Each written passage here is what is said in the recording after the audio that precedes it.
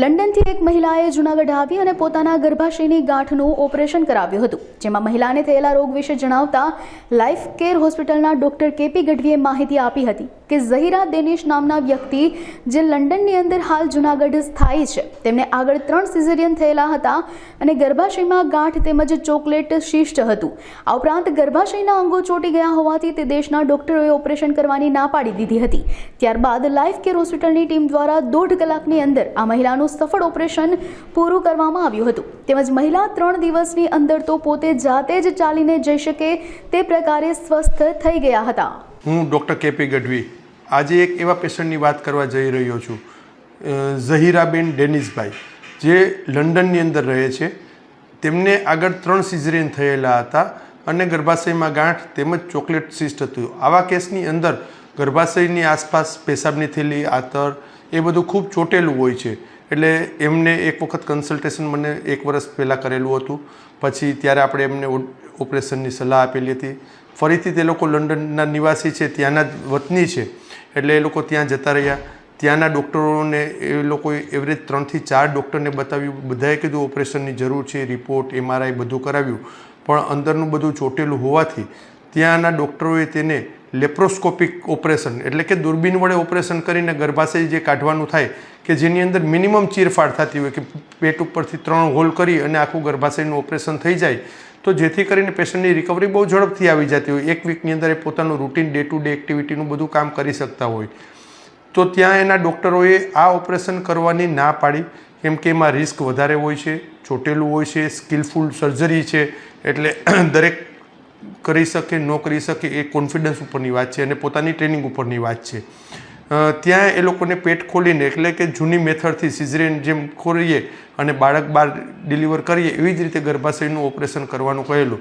એ લોકોના મગજમાં 3 સિઝેરિયન થયા, એક વખત ટાંકા પાકેલા હોય, સિઝેરિયન કરેલા 3 હોય, એની જગ્યાએ આપણે ઓપરેશન ફરીથી કરીએ તો એમાં રૂજ આવવાની શક્યતાઓ મોડી રહેતી હોય, બેડ રેસ્ટ 3 થી 4 મહિના રહેતો હોય. એટલે એ લોકોએ ફરીથી કન્સલ્ટ મને અહીંયા કરેલો હતો અને એ લોકોને મેં કોન્ફિડન્સથી કીધું ભાઈ 99% તમારું લેપ્રોસ્કોપીથી થઈ જાય. ઘણી વખત એવું બને કે બોવેલ કે બ્લેડર વધારે ચોટેલું હોય કે એનું આપણે ઓપરેશનમાં કંઈ રિપેર કરવું પડે તો કદાચ ખોલવું પડે. 1% કોઈ પણ બુકમાં પણ લખેલું છે કે એ રિસ્ક તમે કોન્ફિડન્સથી કરો, પણ તમારે એકવાર એક્સપિરિયન્સ સાચી વાત કરેલી હોવી જોઈએ. એ લોકોને પછી ટ્રસ્ટ આવ્યો અને અહીંયા આવ્યા લંડનથી સ્પેશિયલ ખાલી ઓપરેશન કરાવવા માટે. એટલે એ લોકો 1 મહિનાનો સમય લઈને આવેલા હતા. આવીને બીજે દિવસે અમે એક્ઝામિન કર્યું અને 2 ડિસેમ્બરે એનું મેં ઓપરેશન કર્યું. ઓપરેશનમાં ઘણું બધું ચોટેલું હતું, પરંતુ અહીં અમારે હોસ્પિટલનો આસિસ્ટન્ટ, નર્સિંગ સ્ટાફ તેમજ એનેસ્થેટિકની એટલી બધી સરસ ટીમ છે કે જેના લીધે અમે સફળ ઓપરેશન છેલ્લે 1 થી 1.5 કલાકની અંદર થઈ ગયું.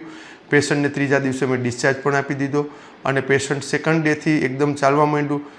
એ લોકોને ખરેખર ઇન્ડિયન મેડિકલ સિસ્ટમ માટે જે અહીંયાના લોકોને એવું છે કે ભાઈ ડૉક્ટરો ચીરફાડ કરી નાખે છે, ખોટું ચીરી નાખે છે, ત્યારે એ લોકો આવ્યા ને જે આપણને વાત કરી કે ભાઈ ઇન્ડિયાની અંદર આટલા ઇઝીલી બધી વસ્તુ આપણને ડૉક્ટર એપ્રોચ થઈ જાય છે અને આપણને બધા મળી જાય છે, તો એ આપણા માટે ગૌરવની વાત છે ઇન્ડિયા માટે.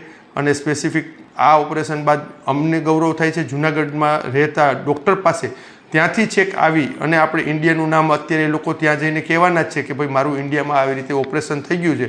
It's proud for us, proud for Indian doctors paternity.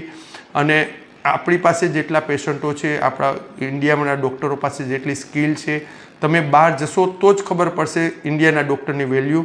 અને આ એક જાતનું એડવાન્સ લેપ્રોસ્કોપી ઓપરેશન કહેવાય કે એક સામાન્ય હોય કે સિમ્પલ સાદા ઓપરેશન હોય તો થઈ જતા હોય, જ્યારે કોમ્પ્લિકેટેડ કોઈ પણ ઓપરેશન કરવાના થતા હોય તો એવા ઓપરેશન અમે દરેક જાતના કરીએ છીએ અને પેશન્ટને એમાં બહુ જ ઝડપથી રિકવરી આવે છે, જે આપ પેશન્ટની વાત ઉપરથી સાંભળી શકશો. Thank you. સામાન્ય રીતે ગર્ભાશયનું ઓપરેશન બહુ કોમન ઓપરેશન છે, બરાબર છે, હવે તમે સાંભળતા હશો. પરંતુ આગળના 3 સિઝેરિયન, ફાઇબ્રોઇડ યુટરસ એટલે ગર્ભાશયમાં ગાંઠ હોવી અને ચોકલેટ સિસ્ટ. ચોકલેટ સિસ્ટ એટલે ગર્ભાશયના અંડાશયમાં બંને બાજુ ગાંઠ અને એ માસિકનો બગાડ અંદરના ભાગે હોય એટલે બધું એકદમ ચોટેલું હોય.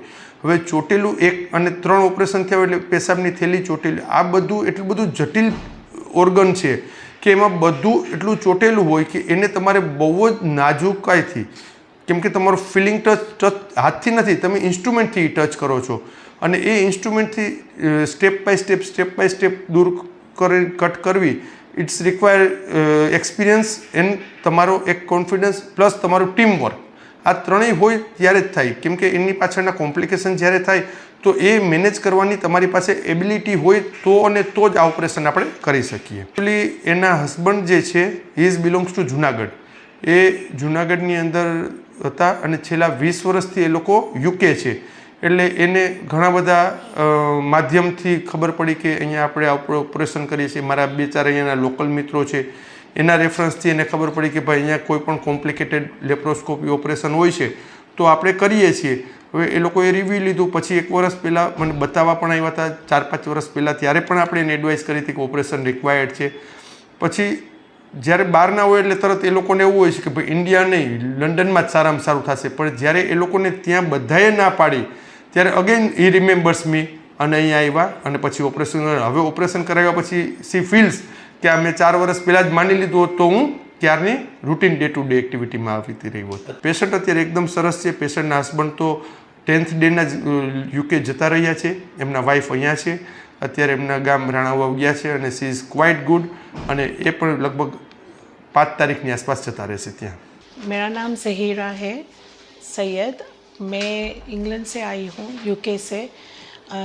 मुझे तकरीबन 5 या 7 साल से मुझे बहुत तकलीफ़ है थी और फाइब्रोइड्स की सिस्ट थी और एक और सिस्ट थी, तो वो मुझे बहुत ही तकलीफ़ दे रही थी. वहाँ पे उन लोग ने मुझे लिस्ट में डाला हुआ था जिससे मुझे वेट करना पड़ रहा था और अब मुझसे बेयर नहीं हो रहा था पेन. तो फिर हमने डिसाइड किया कि हम इधर आते हैं गढ़वी सर के पास और उनके साथ हमने कांटेक्ट किया, उनसे बात की. उन्होंने हमको बहुत अच्छी तरह से रियोश्योरेंस दिया कि आप इधर आए, फिर आपका मैं चेकअप करके फिर मैं बताता हूँ.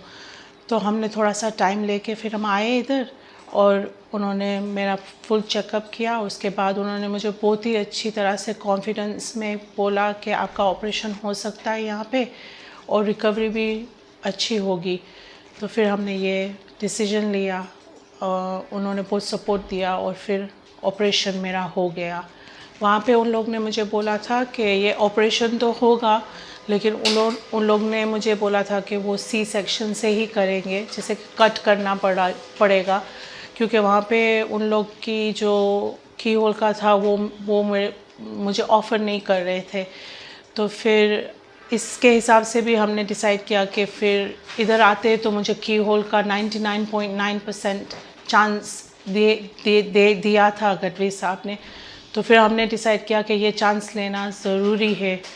मेरी रिकवरी भी अच्छी होगी की होल के हिसाब से, तो माई रिकवरी बहुत अच्छी हुई है और 1 वीक के अंदर में ऑपरेशन के बाद मैं अच्छी तरह से रिकवर हो गई हूँ.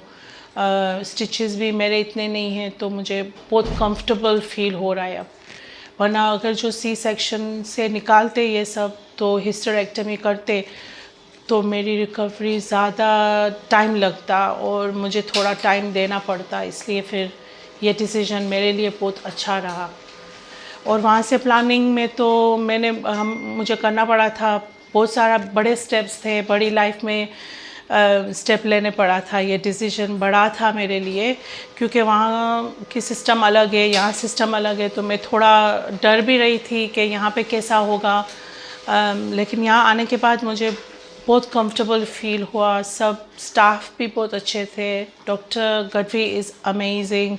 उन्होंने मुझे बहुत अच्छी तरह से रियोश्योर किया कि आप फिक्र नहीं करो. हमारे से रिस्क भी बताई मुझे सब कि ये रिस्क भी है. रिस्क तो थी वैसे, लेकिन मुझे उनका कॉन्फिडेंस बहुत अच्छा लगा, जिसके हिसाब से मैंने ये डिसीजन लिया. यहाँ का कॉन्टैक्ट हमारे जो फ्रेंड्स हैं उनके थ्रू हमने डॉक्टर गढ़वी से बात की, तो उन्होंने हमको बहुत ही अच्छी तरह से सब डील किया हमारे साथ.